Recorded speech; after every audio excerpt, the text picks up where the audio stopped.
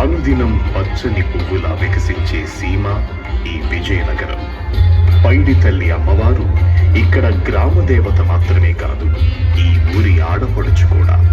ఆ తల్లి జీవిత విషయాలు మరియు కన్నుల పండుగగా జరిగే సిరిమానోత్సవ విశేషాలను ఇప్పుడు తెలుసుకుందాం. 18వ శతాబ్దంలో ఈ నేలను పరిపాలించిన పూసపాటి విజయరామ గజపతి సహోదరి పైడి మాంబ. ఆమె చిన్ననాటి నుండి నిరంతర దేవి ఉపాసకురాలు. 1757వ సంవత్సరంలో విదేశీయుల ప్రోద్బలంతో విజయనగరం మరియు బొబ్బిలి రాజుల మధ్య యుద్ధం జరిగింది. అదే చారిత్రాత్మక ఘటనగా నిలిచిపోయిన బొబ్బిలి యుద్ధం. ఆ సమయంలో దేవి ఉపాసనలో ఉన్న పైడి మాంబకు తన అన్న విజయరామరాజు యుద్ధంలో మరణించబోతున్నాడని దేవి హెచ్చరించింది.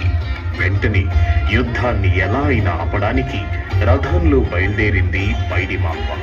కానీ మార్గ మధ్యలోనే అన్నగారు మరణించారన్న వార్త తెలిసింది. అది విని తాను కూడా ప్రాణాలు త్యజించడానికి నిశ్చయించుకుంది ఆ బంగారు తల్లి.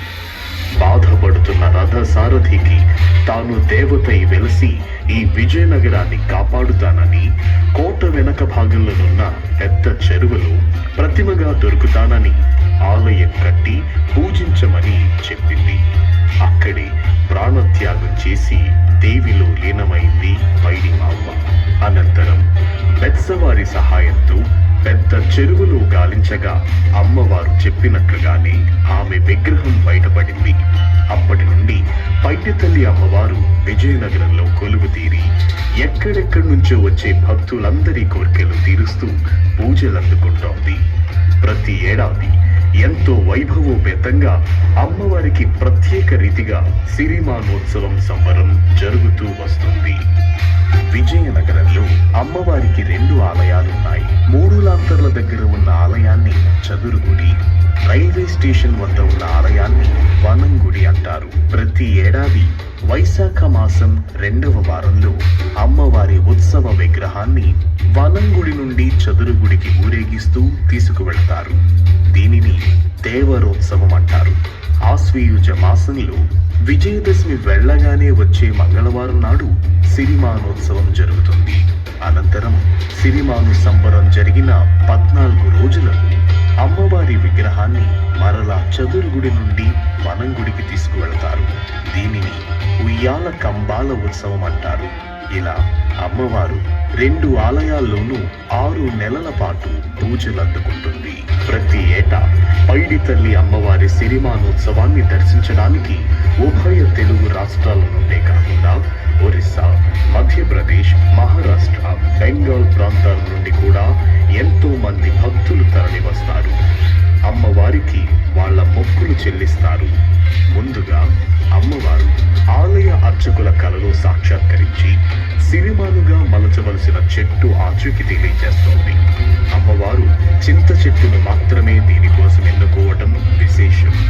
అమ్మవారు సూచించిన విధంగా ఆ చెట్టును గుర్తించి యథావిధిగా పూజించి తీసుకువచ్చి సిరిమానుగా తయారు చేస్తారు. సిరిమాను సంబరం జరిగే 3 రోజులు తోళేళ్ల ఉత్సవాన్ని చేస్తారు. ఆ రోజు తెల్లవారుజామున అమ్మవారికి పాలాభిషేకం వంటి ప్రత్యేక పూజలు నిర్వహిస్తారు. పూసపాటి గజపతి రాజు కుటుంబీకులు సాంప్రదాయమానంగా పట్టు వస్త్రాలను పల్లకీలో తీసుకువెళ్లి అమ్మవారికి సమర్పిస్తారు. ఆ రోజు రాత్రి అమ్మవారి ఘటాలను ఆలయం నుండి కోటలోనికి తీసుకువెళ్లి పూజలు జరిపిస్తారు.